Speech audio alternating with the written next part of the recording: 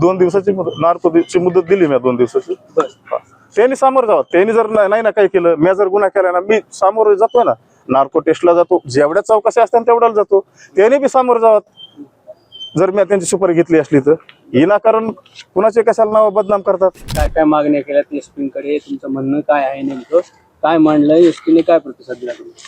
माझी मागणी एवढीच आहे की समजा माझ्यावर जे आरोप लागले तर आणि जरांगे पाटील जे समजा बोलते तर माझं एवढंच म्हणणं आहे की आमच्या दोघांचे पण नार्को टेस्ट करण्यात येईल.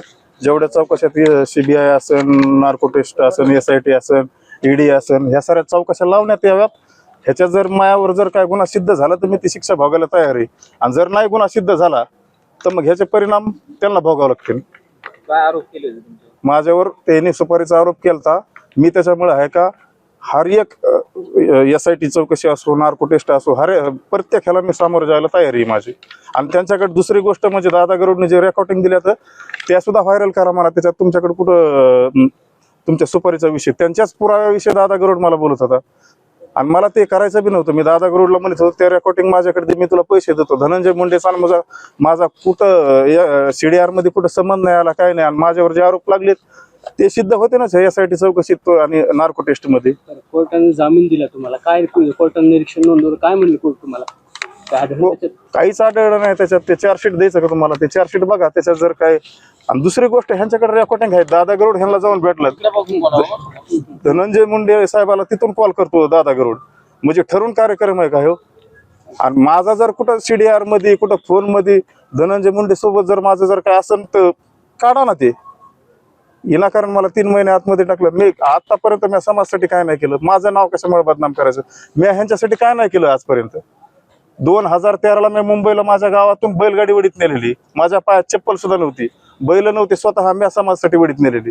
तुमच्यावर असे गंभीर आरोप करण्याचं कारण काय? तुम्ही जरांगेचे जुने साथीदार आहात. इतक्या वर्षात तुम्ही कोपर्डीच्या पासून तुम्ही सोबत आहात. मग तुमच्यावर आता का आरोप केले असेल असं वाटायला लागले तुम्हाला? नेमकं काय पार्श्वभूमी इतकं नाव गुंतवलं? मग ते SIT चौकशीमध्ये नार्को टेस्ट मध्येच कळलं ना माझ्यावर कशामुळे आरोप केलेत तर. तेच तुम्हाला हा, मला तेच हवंय. माझी मागणी SIT, narco test, ED, CBI sir त्यांची आणि माझी व्हायला पाहिजे. ह्याच्यात कुणी कुणाकडून काय गबाळ घेतलंय, मी जर काय घेतलं असलं तर मी ती शिक्षा भोगायला तयार आहे ना. तिथं तर झाकणार नाही ना काही. मी जर कुणाचे 2-5 रुपये घेतले असले तर मी सिद्ध होईन त्याच्यात. त्याने घेतले असले तर ते सिद्ध होते ना. कुणी गबाळ घेतले असून त्या शिष्टमंडळामधले निघन ना, एक त्या चौकशीत निघन कुणी काय घेतलंय काय नाही. ते झाकण्यासाठी हे प्रकरण घडवलं का? तेच झाकण्यासाठी मला काय माहित झालं तर त्याच्यामुळे मला गुंतविलं. आणि काय सिद्ध झालं ह्याच्यात गुंतून? माझं विनाकारण नाव बदनाम केलं. माझं सारी चव्हाट्यावर इज्जत आणली. अख्ख्या महाराष्ट्रामध्ये मी समाजासाठी एवढं हे करून बी जेव्हा ह्यांच्यावर टाइम आला तर सारे फुटले होते. मी ह्यांच्या बाजूने बाईट दिली. मला नव्हते का पैसे भेटत त्या टायमाला? आणि 50 लाखात मी सुपारी घेईन. 2 कोटी म्हणले हो ना. ते पोरगा म्हणतो ना मला 1.5 कोटीच बाद झाले, तुम्हाला 50 काहीतरी असं बोलला ना ते. पण मला त्याच्याकडूनच रेकॉर्डिंग घ्यायच्या होत्या ना. त्या काय ह्यांच्या विरोधातल्या रेकॉर्डिंग होत्या. आणि बी आहेत त्यांच्याकडे त्या दादा गरुडने रेकॉर्डिंग दिलेल्या. त्यांना मला करा व्हायरल. त्याच्यामध्ये जर कुठं असं सुपारीचं तर उद्या चौकशी होणारच. SIT, नार्को काय असेल ते. तुम्हाला का गुंतवलं असं वाटायला तुम्हाला? म्हणजे तुमच्या मनात काय शंका आहे? माझ्या मनात शंका काय, मी त्यांना वाटलं असं ह्याला सर आपलं काही माहीत झालं असतं, आपण काय केलंय काय नाही, त्या हिशोबाने मला गुंतवलं असेल. आणि माझी तर समोर जायला आहे ना. मी कोणची चौकशी असून मी जातो ना सामोरे. मी काही केलंच नाही तर मी माझ्यावर धब्बा लावून कशामुळे घेऊ एवढा मोठा समाजाचा डाग? आंदोलनात काय झालं असं वाटायला तुम्हाला?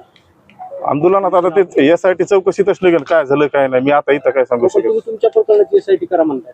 हा, माझ्या प्रकरणाची करा ना. त्यांची माझी तर झालीच पाहिजे ना. नार्को टेस्ट तुमचंच निघेल फक्त. तुम्ही म्हणता आंदोलनातलं काही झाकण्यासाठी माझ्यावरती हे झालं. हा, मग त्या आंदोलनातलं बी काढायला पाहिजे ना.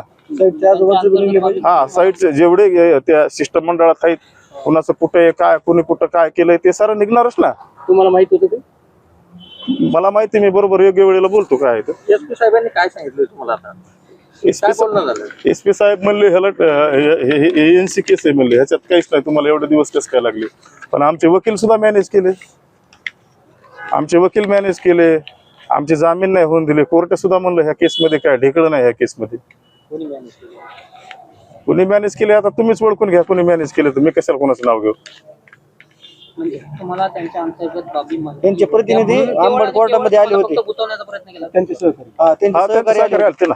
विनाकारण तुम्ही ते चार्जशीट तुम्हाला मी चार्जशीट देतो, त्या चार्जशीट मध्ये बघा 3 महिने राहू शकतो ते माणूस त्या केसमध्ये. आणि आता मी बी आबरू नुकसानीचा दावा टाकणार आहे ना, ते केस मी चालू करणार आणि केस सुटल्याच्या नंतर आबरू नुकसानीचा दावा टाकणार. ह्यांच्यावर साऱ्यावर टाकणार जे जे होते ते. तिथं माफी नामाज काय घेतात आमचे ते दादा गरुड हसत हसत काय सांगतो, असं झालं तसं झालं ठरवून तिथूनच धनंजय मुंडेला दादा गरुड कॉल करतो. दादा गरुड कोणाचा माणूस आहे वाटतं तुम्हाला? दादा गरुड ते आता SIT मध्ये सरांनी निघन कुणाचा माणूस आहे काय. त्या बैठकीमध्ये खाली बसलेले दिसत होता. हा मग ते मला धमकून माफीनामा हे घ्यायला ठरवून असतं, हे ठरवून केलेले. मी चौकशी कोणत्या बी चौकशीला कोणत्या बी टेस्टला मी तयार आहे ना. मी जर गुन्हा केला असला तर मी कशाला मागणी करीन. कोपर्डीचं काय इतिहास आहे? तुम्ही कोपर्डीत बरोबर होता जरांगे पाटला बरोबर, आता काय झालं बिनसला? कोपर्डी मध्ये मी शिक्षा काढली, पाटलाने नाही काढली. मी शिक्षा काढली, 20 महिने जेलला होतो, 5 वर्षाची शिक्षा लागलेली मला, जामीन सुद्धा नाही झाला. ह्यांनीच सांगितलं कोर्टामध्ये मारा असं ते सुद्धा प्रूफ आहे. हे काय म्हणले, तुम्ही जर नारायणगडाचा कार्यक्रम कॅन्सल होईल, तुम्ही जर नाही मारलं तर मी फाशी घेईन, हे म्हणले होते का नाही. ते बी नार्को टेस्ट मध्ये येईल आणि SIT मध्ये ते सुद्धा येईल. मी लय मोठा काढणार. मी आज 2 दिवसांनी बोलतो तुम्हाला. तुम्ही जरांगे पाटला बरोबरच गेला होता ना कोपर्डीला, काय झालं होतं? पाटील कुठं जेलला होते? मी जेलला होतो.